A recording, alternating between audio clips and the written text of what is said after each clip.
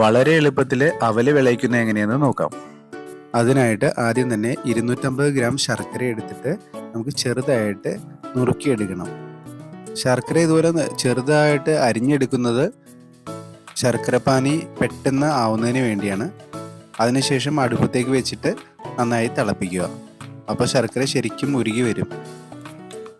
ഇനി ഒരു പാൻ എടുത്തിട്ട് അതിലേക്ക് 2 സ്പൂൺ നെയ്യ് ഒഴിച്ച് 1 കപ്പ് കാഷ്യൂ നട്ട്സ്, 1 കപ്പ് ഉണക്കമുന്തിരി, 1 കപ്പ് പൊട്ടുകടല എന്നിവ ചേർത്ത് നന്നായി ചൂടാവുന്നവരെ ഇളക്കുക. ഇതിലേക്ക് നമുക്ക് കൂടുതൽ ടേസ്റ്റിന് വേണ്ടി കപ്പലണ്ടിയൊക്കെ ചേർത്ത് കൊടുക്കാവുന്നതാണ്. ഞാനിവിടെ അതൊന്നും ചേർത്തിട്ടില്ല.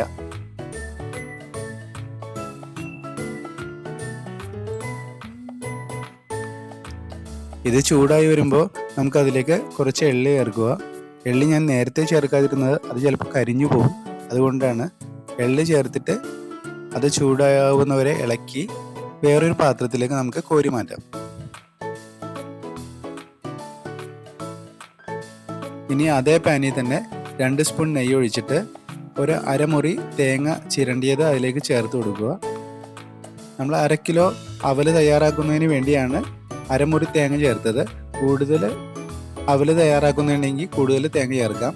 തേങ്ങ നന്നായിട്ട് മൂത്ത് കഴിയുമ്പോൾ അതിലേക്ക് നമ്മൾ തയ്യാറാക്കി വെച്ചിരിക്കുന്ന ശർക്കര ഉരുക്കിയത് അതിലേക്ക് ചേർത്തിട്ട് നന്നായി തിളപ്പിച്ചെടുക്കണം. ശർക്കര നന്നായിട്ട് തിളയ്ക്കുമ്പോൾ ശർക്കര നൂൽ പരുവമാവാതെ ശ്രദ്ധിക്കണം. ശർക്കര നന്നായിട്ട് തിളപ്പിച്ചെടുത്തതിന് ശേഷം അതിലേക്ക് നമുക്ക് നമ്മൾ ആദ്യം പറഞ്ഞതുപോലെ 1/2 കിലോ നമ്മുടെ അവല് അതിലേക്ക് ചേർത്ത് കൊടുത്ത് ഇളക്കിയെടുക്കുക. അവല് ചേർക്കുമ്പോൾ ശ്രദ്ധിക്കേണ്ടതെന്ന് വെച്ചാൽ അത് കുറേശ്ശെ ഇട്ടിട്ട് വേണം ഇളക്കിയെടുക്കാൻ. മൊത്തം ഒരുമിച്ചിടരുത്.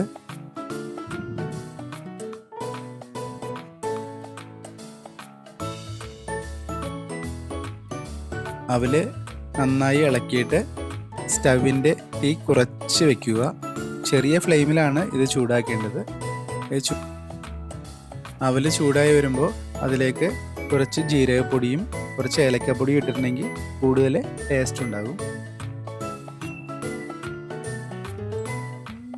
ഇനി നമുക്ക് നേരത്തെ തയ്യാറാക്കി വെച്ചിരിക്കുന്ന കാഷ്യൂ നട്ട്സും ഉണക്കമുന്തിരിയും പൊട്ടുകടലയൊക്കെ ചേർത്ത് ഇളക്കിയെടുക്കുക. നല്ല ഹെൽത്തി ആയിട്ടുള്ള ഈ റെസിപ്പി നമുക്ക് എളുപ്പത്തിൽ തന്നെ വീട്ടിൽ ഉണ്ടാക്കിയെടുക്കാം. കൂടുതൽ കാലം ഇത് ചീത്തയാവാതിരിക്കുന്നതുകൊണ്ട് തന്നെ ഇത് നമുക്ക് കുട്ടികൾക്കൊക്കെ ഈവനിങ് സ്നാക്കൊക്കെ ആയിട്ട് കൊടുക്കാൻ സാധിക്കും. അപ്പോൾ നമ്മുടെ ചാനൽ സബ്സ്ക്രൈബ് ചെയ്തിട്ടില്ലെങ്കിൽ സബ്സ്ക്രൈബ് ചെയ്ത് സപ്പോർട്ട് ചെയ്യുക.